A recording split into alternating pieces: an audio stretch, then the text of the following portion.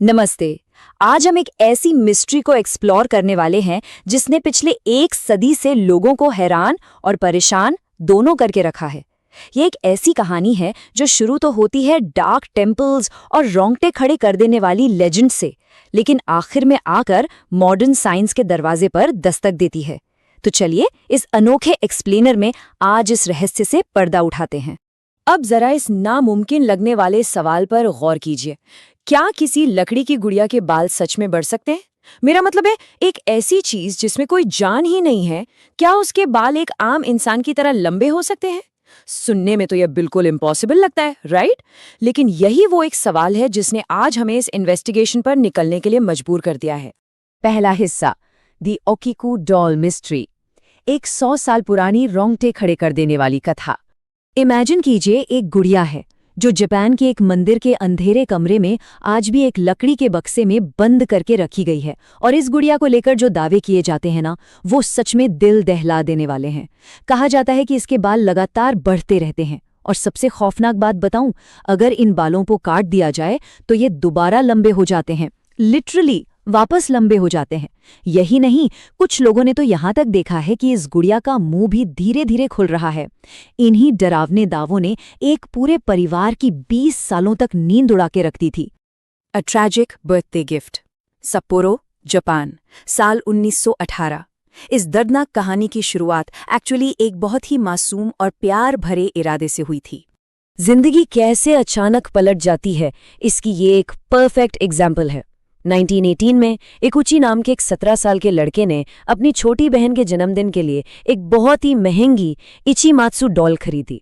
बहन को ये गुड़िया इतनी पसंद आई कि उसने दिन रात उसके साथ वक्त बिताना शुरू कर दिया। लेकिन उनकी ये खुशी ज्यादा दिन तक नहीं टिकी। सिर्फ 1 साल बाद 1919 में बहन अचानक बीमार पड़ गई। उस वक्त स्पेनिश फ्लू की भयानक महामारी फैली हुई थी और दुर्भाग्य से उस मासूम बच्ची की मौत हो गई। उसके कई साल बाद 1938 में जब परिवार ने सखलिन शिफ्ट किया तो उन्होंने इस गुड़िया को हमेशा के लिए मेनिंजी टेम्पल में छोड़ दिया। इस पूरी दास्तान में एक बात जो सदियों से कही जाती है वो ये है, एक छोटी बच्ची जिसकी पूरी दुनिया बस वो गुड़िया थी, उसने इस दुनिया को अलविदा उसी गुड़िया को अपने सीने से लगाए हुए कहा। आप सोच सकते हैं कि परिवार पर क्या बीती होगी।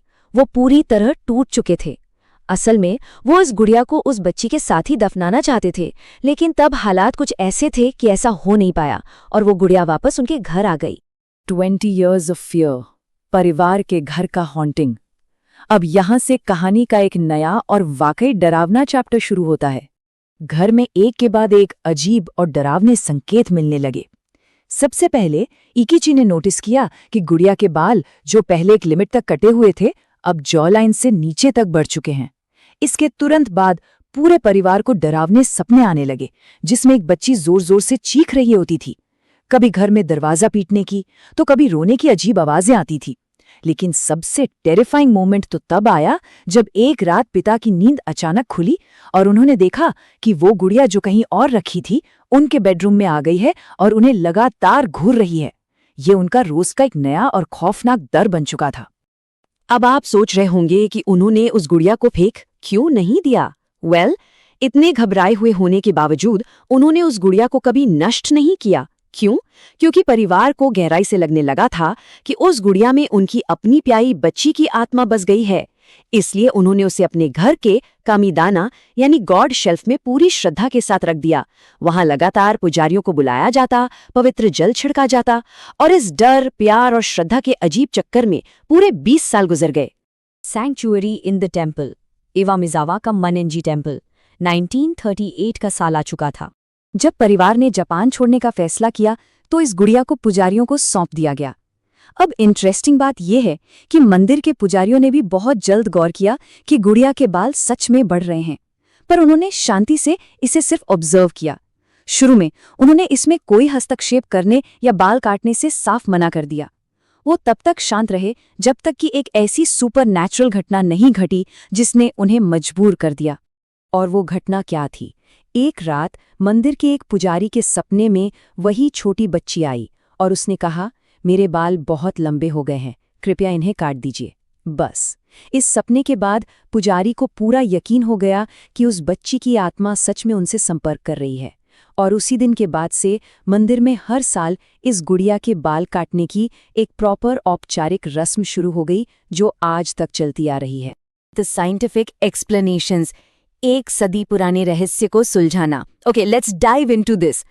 कहानी का ये सुपरनैचुरल हिस्सा सच में बहुत कैप्टिवेटिंग था, राइट? लेकिन अब हम इसे एकदम अलग नजरिए से देखेंगे, साइंस के नजरिए से। देखिए, एक तरफ तो ये पैरानॉर्मल क्लेम है कि गुड़िया में ओकीकू की आत्मा है जिसकी वजह से बाल बढ़ रहे हैं, लेकिन दूसरी तरफ इसकी हिस्टोरिकल रियलिटी बिल्कुल ग्राउंडेड और सिंपल है। अगर हम 1918 के दौर की बात करें तो उस वक्त सिंथेटिक या प्लास्टिक के अच्छे बाल बनाना बहुत महंगा प्रोसेस था। तो डॉल मेकर्स क्या करते थे? वो सस्ते विकल्प के तौर पर असली इंसानी बालों का ही इस्तेमाल करते थे।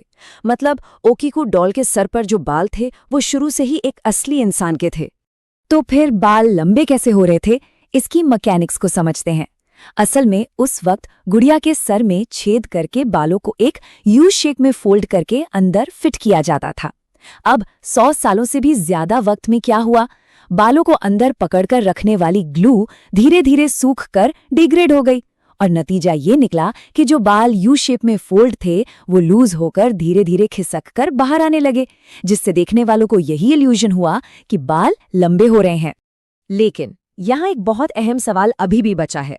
आखिर हर साल बाल काटे जाने के बाद भी ये बाल अगले साल फिर से लंबे कैसे हो जाते हैं? एक पॉइंट पर आकर तो उन बालों की लेंथ खत्म हो जानी चाहिए थी ना? यही वो एग्जैक्ट सवाल है जो इस पूरी साइंटिफिक एक्सप्लेनेशन को और भी ज्यादा माइंड ब्लोइंग बनाता है। और ये ब्रिलियंटली इलिस्ट्रेट करता है क्या होता है जब नेचर और फिजिक्स मिलते हैं। इसे द पंप इफेक्ट कहते हैं। असल में गुड़िया का सर लकड़ी के बुरादा और क्रश्ड सीपियों के पाउडर से बना है। जापान के रेनी सीजन में ये मटेरियल हवा से नमी सोख लेता है, जिससे सर थोड़ा फूल जाता है। फिर जब एक्सट्रीम सर्दी या गर्मी आती है तो नमी सूख जाती है और सर वापस सिकुड़ जाता है। ये जो लगातार फूलने और सिकुड़ने का नेचुरल प्रोसेस है, ये एक पंप की तरह काम करता है, जो बचे हुए लूज बालों को धीरे धीरे सालों साल बाहर की तरफ धकेलता रहता है। साइंस का ये एक्सप्लेनेशन सच में किसी जादू से कम नहीं है। चलिए अब उस दूसरे खौफनाक दावे पर आते हैं कि गुड़िया का मुंह खुल रहा है और दांत दिख रहे हैं। पर एक्चुअली इसकी साइंटिफिक रियलिटी बहुत प्लेन है। गुड़िया के चेहरे पर व्हाइट पुट्टी की एक लेयर लगी हुई थी। समय के साथ ऑब्वियसली ये पुरानी पुट्टी होठों के आसपास से ड्राई होके झड़ने लगी है, और जब ये व्हाइट हिस्सा टूटकर गिरता है तो गुड़िया के अंदर का ब्लैक मटेरियल नजर आने लगता है। बस यही ब्लैक और व्हाइट का कॉन्ट्रास्ट एक ऐसी ऑप्टिकल इल्यूजन क्रिएट करता है मानो गुड़िया अपना मुंह खोल रही हो और उसके दांत दिख रहे हों। Psychology and cultural reference. आखिर हम ऐसे बातों पर विश्वास क्यों करना चाहते हैं? साइंस ने हमें फिजिकल आंसर्स तो दे दिए हैं, पर इंसानी दिमाग इन बदलावों को भूत प्रेत से क्यों जोड़ता है? इसे समझने के लिए अनकैनी वैली को समझना जरूरी है। ये एक साइकोलॉजिकल टर्म है।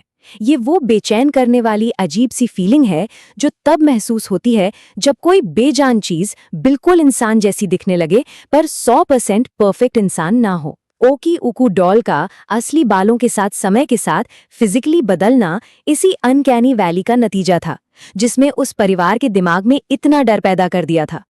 पर यहाँ हमें उस परिवार की सिचुएशन को थोड़ी सहानुभूति से, एम्पथी के साथ देखना चाहिए। उनका वो 20 साल का डर किसी बेवकूफ़ी का नतीजा बिल्कुल नहीं था। वो असर था एक बहुत गहरे दुख का, स्पेनिश फ्लू जैसी महामारी के सदमे का और उनकी अपनी साइकोलॉजिकल प्रोजेक्शन का। देखिए, इंसानी दिमाग हमेशा रैंडमनेस में नामुमकिन जगहों पर भी पैटर्न ढूंढने की कोशिश करता है। जब उन्होंने गुड़िया के बाल बढ़ते देखे तो एक बच्चे को खोने के दुख ने उन्हें ऑटोमेटिकली ये मानने पर मजबूर कर दिया कि उनकी मासूम बच्ची की आत्मा उस गुड़िया में जिंदा है। ये एक बहुत ही नेचुरल ह्यूमन रिस्पॉन्स था। इस पूरी दास्तान में एक और बहुत इंपॉर्टेंट फैक्टर है, और वो है जापानीज कल्चर का नजरिया। वेस्टर्न हॉरर स्टोरीज को देख लीजिए, जैसे एनाबेल या रॉबर्ट द डॉल। वहाँ ऐसी चीज़ों को हमेशा डिमोनिक, बुरी या श्रापित आत्माओं वाली गुड़िया माना जाता है। लेकिन जापान में ऐसा नहीं है।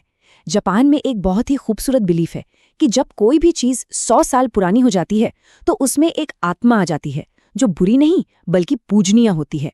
इसीलिए हैरानी की बात यह है कि आज वहाँ ओकीकू डॉल से कोई डरता नहीं है, बल्कि हर साल हजारों लोग मंदिर में आकर इसका सम्मान करते हैं। तो इस सफर के आखिर में एक बहुत बड़ा सवाल पीछे छूट जाता है। हम आखिर क्या चुनना पसंद करते हैं? क्या हमें एक सुपरनैचुरल और जज्बातों से भरी कहानी ज्यादा आकर्षक लगती है, जो हमें बताती है कि मौत के बाद भी प्यार जिंदा रहता है? या फिर हम साइंस की उस ठोस कोल्ड रियलिटी को स्वीकार करना चाहते हैं जो हर इल्यूजन को तोड़ देती है? एक ही गुड़िया के अंदर हमें एक तरफ दर्द और आत्मा का मिथ मिलता है और दूसरी तरफ फिजिक्स और साइंस का चमत्कार। आज के इस विश्लेषण में बस इतना ही। उम्मीद है ये सवाल आपके दिमाग में जरूर घूमेगा। फिर मिलेंगे किसी ऐसी ही नई और दिलचस्प मिस्ट्री के साथ।